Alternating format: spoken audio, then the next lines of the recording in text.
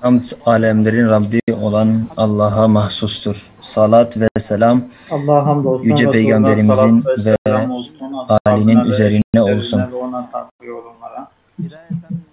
Öncelikle Başlangıçta özellikle teşekkürümü sunmak istiyorum bu buluşmayı yürütenlere, bu değerli Kürdistan bölgesinin alimlerini bir araya getiren bu çalışma, bu buluşmaya özellikle teşekkür ediyorum sizlere.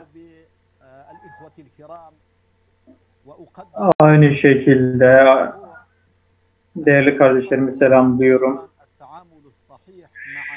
Benim konumun başlığı korona salgınına karşı davranışımız ne olacak? 5 temel ilke üzerinden ele alacağız. Hızlı 5 mesaj vereceğim. Birinci mesaj, Türkiye'deki afete uğrayan yer Allah'tan orada İzmir'de ölenlere merhamet etmesini temenni ediyorum ve yaralarında iyileşmesini temenni ediyorum. Yakınlarına da sabır ihsan etmesini temenni ediyorum. Bir diğer husus ise Peygamber Efendimiz'e karşı yapılan saygısızlık sallallahu aleyhi ve sellem. 2 gün önce bir konferans verdim. Peygamber Efendimiz'in doğum günü münasebetiyle Erbil'deki İslam Merkez'de Peygamber Efendimiz'i savunma başlığı altında herkesin görevi ve Müslümanlık göstergesidir. Özet olarak 3 dilde bu yayınlandı. Kürtçe, İngilizce ve Arapça şeklinde yayınlandı sitede bakmak isteyenler için. Özellikle özet şöyleydi. Peygamber Efendimiz'e karşı edepsizlik yapanlar aslında kendilerine karşı edepsizlik yapıyorlar. Hem dünyada hem ahirette. Peygamber Efendimiz sallallahu aleyhi ve sellem Allah-u Teala onun adını yükseltmişken kimse onun adını düşüremez. Biz senin adını yücelttik. Dolayısıyla peygambere edepsizlik yapan kişiye döner. Bir diğer husus ise İsrail'le normalleşme. İsrail'in bazı devletlerle normalleşmesi hususu. Sadece şöyle söylemek istiyorum. Tatbi Arapçada kelimesi tefil kalıbına göre geliyor. Bir tabii olmayan, doğal olmayan bir şeyi doğal hale getirmek anlamına geliyor Arapçada. İsrail dolayısıyla Siyonist yapı eğer yapısını normalleştirmek istiyorsa diğer İslam ve Arap devletleriyle evvela kendisiyle başlaması gerekir. Kendisini normalleştirmesi gerekiyor. Çünkü normal durumu değiştiren, Filistinlerin yaşadığı normal durumu onların topraklarını gasp ederek normal dışı bir durum yapmıştır. Evvela kendisinin normalleşmesi gerekiyor diğer devletlerden önce. Özellikle normalleşmeye karşı İsrail'e doğru koşan devletlere söylüyorum ki özellikle halk tabanında herhangi bir gücü olmayan, sadece emperyalist güçlere dayanan devletlere söylüyorum ki bu İsrail'e doğru koşuşunuz sizin aleyhinizedir. Bunun sonucunda sadece kayıp elde edersiniz. 4. mesajım ise bu buluşmayı düzenleyenlere de şunu söylemek istiyorum. Nasihat eden bir kardeşiniz olarak şu gereklidir ki şöyle olmanız gerekir. Daha dikkatli olmanız gerekir. Bu tür buluşmaları düzenlerken özellikle vakti düzenleme konusunda, tekniksel konularda ve tercümeyle ilgili hususlarda özellikle daha dikkatli olmanızı temenni ediyorum. Bu bir kardeşiniz olarak nasihatim. Onun özüne gelmek istiyorum. Salgına karşı davranışımızla alakalı şunu söylemem gerekir. 3 gerçek var. Birinci gerçek şu. İslami varlık ve akidemize, inancımıza göre Allah-u Teala hiçbir şeyi abes olarak yaratmamıştır, manası olarak yaratmıştır. فالوباء الواقع في الوقت الحاضر لا يخلو من حكمة فينبغي أن يكون لنا تجاهه وقفة ممعنة كي نستمد منه دروسا وعبرا. Bundan dersler çıkartmamız gerekir. Çünkü Allah-u Teala her şeyi belli bir ölçüde yaratmıştır. Allah-u Teala ifade ettiği gibi her şeyi bir ölçü dahilinde yaratır. Bu hakikati idrak etmek kendi başına bir kazanç, manevi bir kazanç kabul edilebilir bu korona salgınında. Bu hakikati bilmek birçok hakikate götüren bir anahtar. Onun için en başa aldık. İkinci hakikat, ikinci gerçekçi şudur. Afetler ve sıkıntılar insanın hatalarının kesin bir sonucu değildir.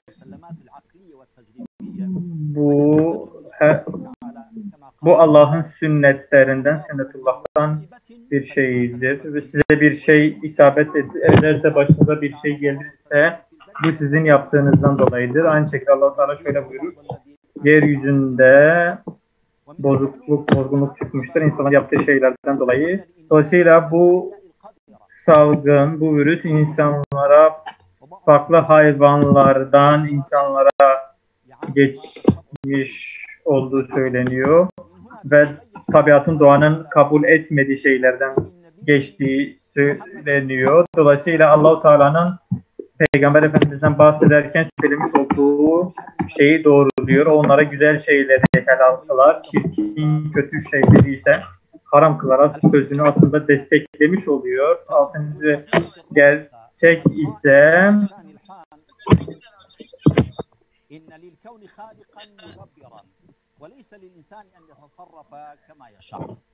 ve kainatın bir yöneticisi vardır. İnsan dilediği gibi tasarrufta bulunamaz. Allah-u Teala insanı halife olarak belirlemiş ki onun dilediği şekilde tasarrufta bulunsun, hareket etsin diye.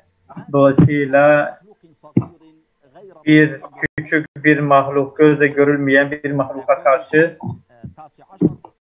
Covid-19'a karşı nasıl aciz kaldıklarını görüyoruz. Kapılarını kapattılar, sınırlarını kapattılar, hatta evlerini, sokaklarını kapattılar bunun sonucunda. Dolayısıyla insanlık şunu düşünmesi gerekiyor, büyük güçlerin şunu, özellikle içinde bulundukları durumları düşürmeleri gerekiyor ve akıllarını başlarına almaları gerekiyor ve gururlarından, kibirlerinden vazgeçmeleri gerekiyor. Allah'tan uzak olan sistemlerini bırakıp üstün değerlere gelmeleri gerekiyor. Çünkü özellikle insanların hayatını berbat bir hale getirmişler. Özellikle fakirlerin durumunu. Bir diğer husus ise bunun sonucunda meydana gelen sonuçlarla ilgili. Sonucunda meydana gelen sonuçlar evvela uyuyan akılları harekete geçirmek, körelmiş kalpleri tekrardan canlandırmak, ölmüş ruhları canlandırmak tekrardan. Bu ölümler, bu ekonomik çöküş, yakın zamanda görülmemiş bu çöküş. Mesela Trump şöyle demişti, Mart ayında bu senenin, bu yıl için koronaya ayırdığımız bütçe 6 trilyon dolara ulaşabilir ki Amerika'nın tarihinde bu bir rekordur, bir zirvedir aslında ve dolayısıyla çevreyi düzeltmek gerekiyor bununla ilgili. Hava, su, ki ne yazık ki bunlar kirletilmiş. Dolayısıyla bunların temizlenmesi gerekiyor. Bu Allah'ın yeryüzünü ifsad etme kapsamında değerlendirilir. Allah-u Teala yeryüzünde bozgunculuk yapmayın diyor. Şüphesiz ki çevre kirliliğinin en büyük nedeni ozon tabakasının delinmesi ve Kuzey Kutbu'ndaki buzulların erimesi gibi hususlar. Bunun nedeni, küresel ısınmanın nedeni insanlığın yükselttiği dumanlardan kaynaklanıyor ve dolayısıyla Üçüncü netice ise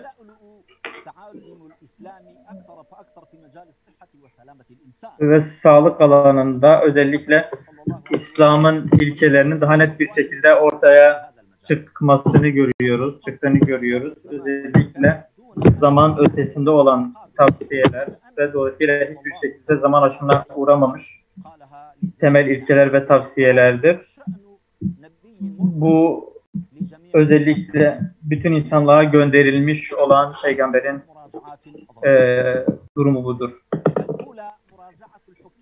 Son olarak gözden geçirmemiz gereken şeyler yöneticilerin halklarına karşı tekrardan tutumlarını gözden geçirmeleri gerekir ve sorumluluklarının olduğunu, toplumu mutlu etmeyle alakalı sorumlulukların olduğunu bilmeleri gerekir ve aynı şekilde ülkenin kaynaklarının insanların malları olduğunu bilmeleri gerekiyor. Kendi has malları olarak görmemeleri gerekir. Halka sadaka olarak veriyor şeklinde görmemeleri gerekiyor.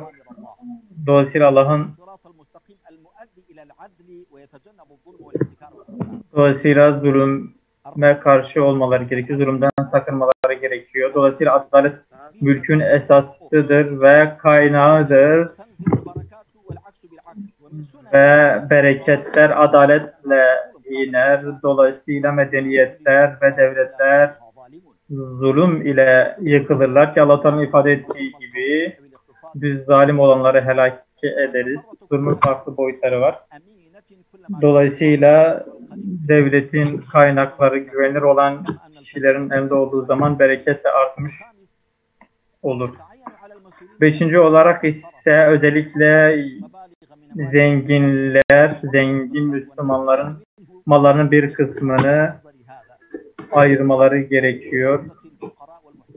Fakirlere yardım etmek için kendi haklarından, özellikle günlük çalışan işçilere karşı, özellikle bu süreçte evlerinde karantinada kalıp ailelerini doyuramayan fakirlerin, muhtaçlara yardım etmeleri gerekiyor. Bir diğer gözden geçirme hususu ise bu bir fırsattır, önemli bir fırsattır.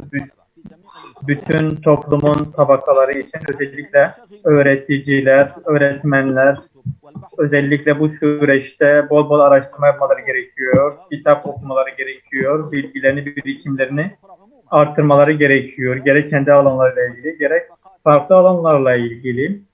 Dolayısıyla akli ufuklarını, kültürlerini geliştirmeleri gerekiyor. Hayata ve daha fazla yön verebilmeleri için kişisel gelişime önem vermeleri gerekiyor. Bizim sayısal anlamda bir eksikliğimiz yok, ancak kalite anlamında bir eksikliğimiz var.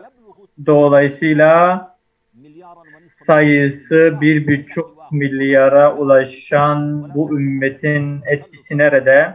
Eserleri nerede? Ne yazık ki cehalet ve geri kalmışlık en büyük nedeni bunun.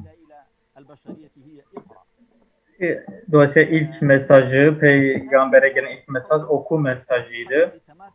Son olarak özellikle aile ilişkisiyle, aile ilişkisinin gelişmesiyle alakalı bu anlamda bir fırsat. Anneler, babalar, çocuklar, torunlar aynı şekilde kendi aralarındaki ilişkileri, saygı ve sevgi ilişkilerini geliştirmeleri anlamında mutlu, birbirine bağlı bir ailenin oluşması konusunda.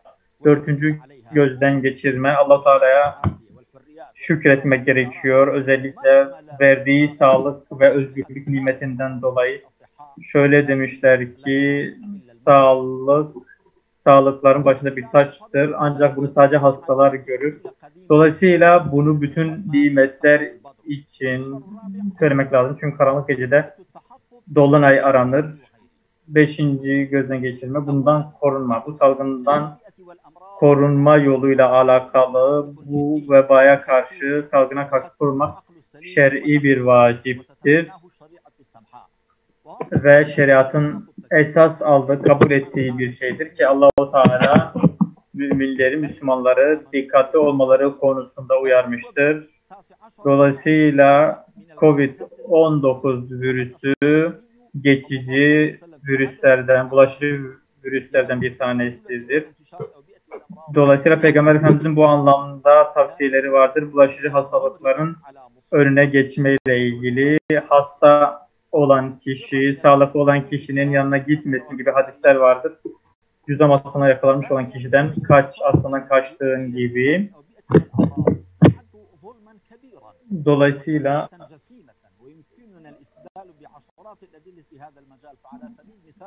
örnek olarak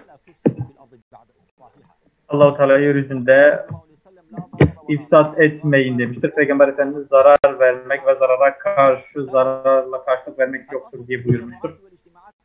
Toplanma gibi konularda asıl olan mubah olmasıdır. Ancak bu toplanma, bir araya gelme gibi konular eğer salgın durumu söz konusuysa vereceği zarardan dolayı haram olabilir. Dolayısıyla hükümler amaçlara göre değişebilir. Namaz olsun, farklı diğer toplanmalar olsun. Bu tür konularda bu anlamda aynıdır. Dolayısıyla bu konuda karar alırken dikkatli olması gerekiyor. Eğer hastalıktan korunma, camilerin kapanması gerekiyorsa ki bunlar temiz yerlerdir. Diğer kötü yerler gibi işte bar gibi içki içilen yerler, hatta normalde bile kapanması gereken yerlerin daha çok kabul edilmesi gerekiyor mescitler yerine. Dolayısıyla eğer bilmiyorsanız zikir ehline, bilenlere sorun. Dolayısıyla bu anlamda uzman kişilere başvurmak gerekiyor. Bu konuda uzman ve doktor olanların sözlerini almak gerekir. Hatta bunlara karşı çıkmak şer'i olarak doğru değildir. Son olarak, dördüncü olarak salgına karşı önlemleri almamak İslam'a aykırı bir görüştür. Çünkü Allah'ın kaderi her şeyi kapsar. Dolayısıyla kim ki sağlam kalıyorsa kendisi korunduğu içindir. Ancak Allah'ın kaderiyledir. Hasta olan da Allah'ın kaderiyledir. Ancak Müslüman kendisini kötü kaderlerden kaçıp doğru kaderlere kaçmaya çalışır. Hazreti Ömer dediği gibi Allah'ın kaderinden Allah'ın kaderine kaçıyoruz. Şam'a gittiği zaman orada vebanın salgının çıktığını görünce orada ashabıyla, arkadaşlarıyla istişare etmişti ve Şam'a girmeme kararı almıştı ve ona sen Allah'ın kaderinden mi kaçıyorsun denilmişti. O da ben Allah'ın kaderinden yine Allah'ın kaderine kaçıyorum demişti. Ve son olarak beşincisi bu vebaya karşı, salgına karşı davranışımızla alakalı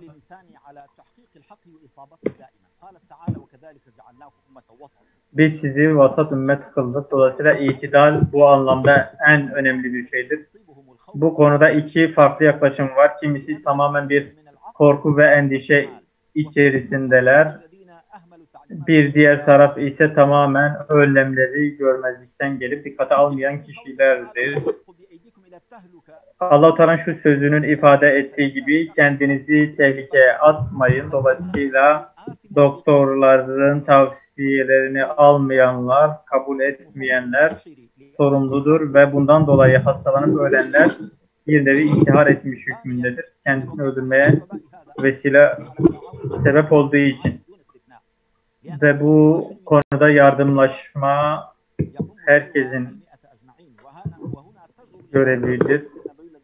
Özellikle bu hadisi söylemek gerekir. Peygamber Efendimiz sallallahu aleyhi ve sellem bir geminin içerisinde olan bir topluluktan bahseder. Onlardan birisi gemiyi de bir delik açarsa herkes kurtulur, ancak ona engel olurlarsa herkes bu olur, ancak ona engel olurlarsa herkes kurtulur. Dolayısıyla psikolojik ve manevi yapının insanın bağışıklık sistemine etkisi vardır, olumlu ve olumsuz olarak. Dolayısıyla maneviyatı güçlendirmek gerekiyor, psikolojileri düzeltmek gerekiyor. Korku ve endişelerden uzak durmamız gerekiyor ve hastalık korkusundan ölmememiz gerekiyor. Ve özellikle samimiyetimle şunu söylemek istiyorum ki bu konuda konuda sebat göstermek, istikrar göstermek konusunda bize yardımcı olacak şey Allah ile irtibatımızı güçlendirmemizdir. Kalpler ancak Allah'ın zikriyle mutmain olur